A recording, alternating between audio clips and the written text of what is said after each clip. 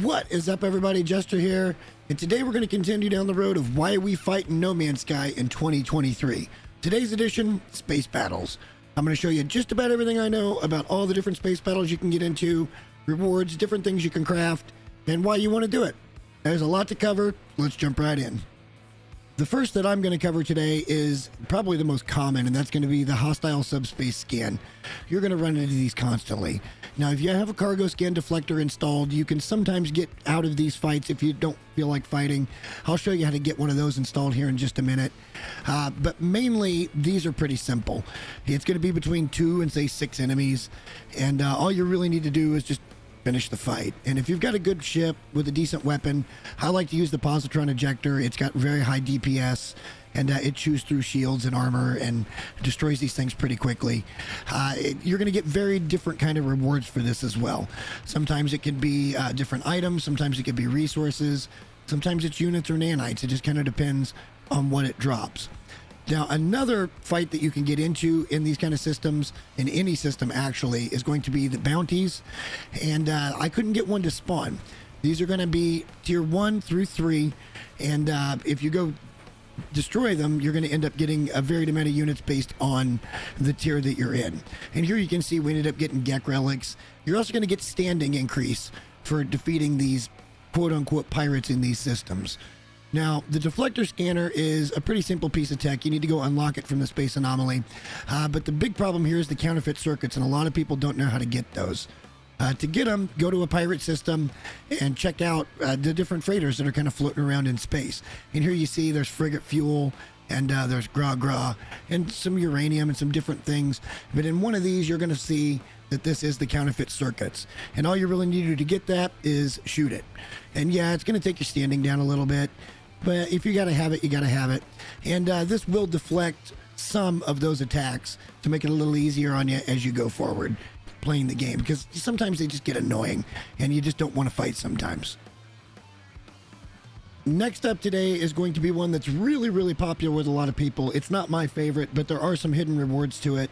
And they can be very useful, and it'll save you a lot of time if you're hunting for Sentinel ships. And that's going to be the Sentinel 5-star fight. As far as I know, there is 2 ways to start these Sentinel freighter 5-star battles. One is in space. You wait for the cargo authority to scan you and then have something like this on you, Gravitino balls or Nip buds or whatever it might be. But another way you can do this is to go to a planet that has Sentinels. I like to pick on the aggressive Sentinel planets and just tick them off. Usually this would be another way to start a ground fight. But what I like to do is just kind of draw them back in. Here you can see I'm kind of potato shooting just to keep them following me. And then I head back over to my ship. And you'll know you succeeded as long as you're still detected. You'll fly up and they will deploy the interceptors. So now you know you're going to be in a Sentinel fight. And this will reset to a 1-star getting started. I also like to pulse away to get some distance so I don't have to worry about the planetary interface. Another thing about these Sentinel interceptors is their shields recharge so fast. So a good DPS weapon, again, positron ejector, pretty good to have around. But this works like a wave shooter, and on wave 5, this is when the big guy shows up, the Sentinel freighter. Now, everybody fights these in a little bit of a different way. What I like to do is take out the shields first. This is going to give me some ability to shoot from distance and not have those turrets be such a big deal, because there are a lot of interceptors that are accompanying this freighter, and whether or not you kill them, they respawn anyway. Another pro tip for this fight is going to be to make sure if you're in an exotic or a fighter or a regular type ship, have plenty of sodium. That's going to be what recharges your shields. For me, I never really engage these Sentinel interceptors. Yes, I'm going to take some hits. I'm going to take some damage. That's what the sodium's for. But here you can see from a distance, I'm starting to pick off these turrets. And just know that this fight's going to take quite some time. These Sentinel capital ships have got massive hull strength to them. So it does take some time. A lot of people are probably going to tell you, oh, it takes a couple of minutes. And really, it's not that bad. I think this was a 3 or 4 minute thing, but it does take a little more time. But just know that if you stay perseverant and you get everything down, the danger level kind of goes down if you're just dealing with the interceptors. And once you destroy the capital ship, the interceptors disappear. And this is going to drop one of the coolest things in the game when you complete this fight, and that's going to be the carrier AI fragment. If you're looking for Sentinel ships, this might be the way to go, because it's going to save you an absolute ton of time when you're searching systems for these things. all you need to do is go into your inventory and search the archive. And if you're in a dissonant system, it's probably going to point you to a crash site in the system. If not, it'll point you to a dissonant system that's nearby and to a crash site there. So, and you're going to go directly to that. There you've got a few choices. Once you land and find it, you can take this ship and make it yours. You can pick it up and scrap it. You can do whatever you want with it. But what I like to do is make sure I take the salvage glass out of it, because that can get you some more nanites if you open it up and it gives you one of the upgrades, or you can use the upgrade for whatever you want. Next up today is going to be the old school capital freighter fight. Now these things, they're not as good as they used to be. The benefits aren't that great, but there are a couple of things you can do inside of there, and you are going to get some different resources and things if you do them. Let's take a peek. Anyone that's been playing for any length of time has seen this fight before. This is the old school capital freighter fight. And I will put a link for part 1 if you guys want to watch the freighter series in the top right corner. It basically shows you about everything I know about freighters at this point, minus a couple of things. I'm going to cover one of those here in a little bit. But the benefits for this, there are some. You can get things like suspicious packets. You can get some different resources, starship shield batteries.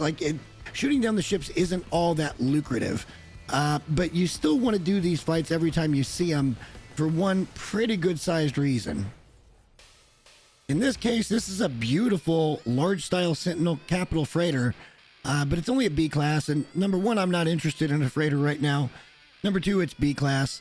So what you can do in this case is go back in and re-interact with the captain, and instead of having to take the freighter, you can actually request payment.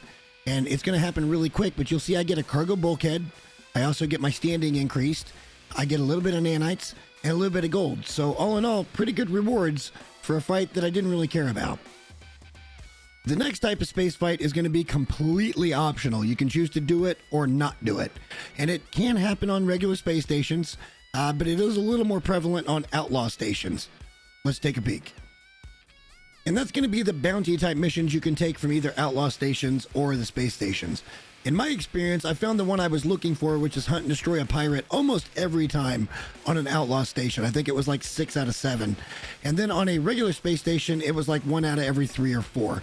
So just keep that in mind. These are going to be very geared towards specific rewards, and you can just get those for whatever. This works same as basically everything else. It's a wave shooter. This one spawned 2 at a time, and all I had to do was destroy 4 waves to get my reward. I did get a little bit of reward out of each one of the ships, not each one of the ships, but some of the ships that I destroyed. And so there is a little bit of benefit to doing that. But in this case, it was 10 storm crystals. And those can be a real pain in the butt to sometimes go around and collect. And I was actually needing those for a pet video that's coming up soon. So subscribe to the channel because it's coming. But all you need to do is go back in and turn this in. And you're good at that point. And again, you can do these or not do them. They're just a fun way to kind of pass some time in No Man's Sky. The final space fight I'm going to talk about today is the Dreadn Fight. And I'm not just going to tell you what you're going to get from it or what you can get from it. I'm going to show you exactly how I go about doing it as quickly and efficiently as possible, so it might help you in your playthrough. Let me show you. When I jump into one of these systems and I find that I'm in a Dreadn fight, and by the way, I've seen this in tier 3 systems, so it's not just pirate systems. I have seen this fight happen over the capital freighter fight. What I like to do is switch to positron and go directly after the warp drives. What this means is it's him or us at this point.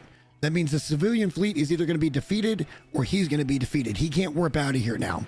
From there, I like to turn and go back up to the top side of the ship, and then I like to get rid of my squadron. We're going to cover that in a whole nother video. It's a cool little thing, but it really needs some help. But my main objective by doing this and turning back towards the engine side of the ship is to get rid of these freighter cannons. These are just lighting up the civilian fleet. Again, here in the background, you can see there's torpedoes going. I'm going to completely ignore those just as much as I ignore the ships that are flying around. And again, have some sodium on hand, so if you start taking a bunch of hits from either the turrets or the ships that are defending the Dreadnought, you can recharge your shields. But I get rid of those 4, and then from a distance, I start shooting with my photon cannon, the front cannon. This is going to put me in a good position for the trench run. Once that's down, hard right, and here we are, we're getting ready for the trench run. I might do this a little bit different than you guys do. I like to come in kind of at an angle, take out the first one, and then try to get as lined up as I can and take out as many of the generators in a line as I can before the first fuel rod pops up. I want to do this as quickly as possible. Typically, I'm not in a huge rush on this one because when I come in, for some reason, I just have trouble getting lined up. But as long as you get everything in one run, you're totally fine. You could, of course, take out the generators and then come back and get the fuel rods, but I feel like that's a few seconds slower, and that might make the difference between the civilians living and dying. From there, come out the backside of the trench and make a big right and come back over to the next trench, and if you can get lined up straight, you can take out several of these generators in a row. Now, I want you to notice the civilian freighter shields are at 19% still, even though they took all those hits from the torpedoes. Now, I know that we're going to lose those shields here in a second, but we're basically in the last phase of this fight on our side, so really not a huge deal. At this point, we get the last fuel rod, and we've got, about a third, maybe a little less than a third, that's ready to go here for this dreadnought. And then I like to park it and try to find a safe spot in the trench and just start shooting. And if my positron ejector overheats, switch back. And again, now the civilian shields are down, but they're at 73% hull. Obviously, we've got this fight won. It's actually pretty awesome. So all you need to do at that point, fly away and watch it explode. The fight's over. We've done what we needed to do. And hopefully this method helps you. If it did, like the video. And again, subscribe to the channel. Notice the reward there. It's a hyperdrive unit.